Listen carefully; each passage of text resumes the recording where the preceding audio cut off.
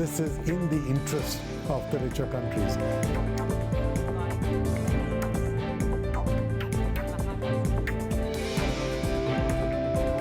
History is repeating itself in Darfur in the worst possible way. And an attack on El Fasher would be a disaster.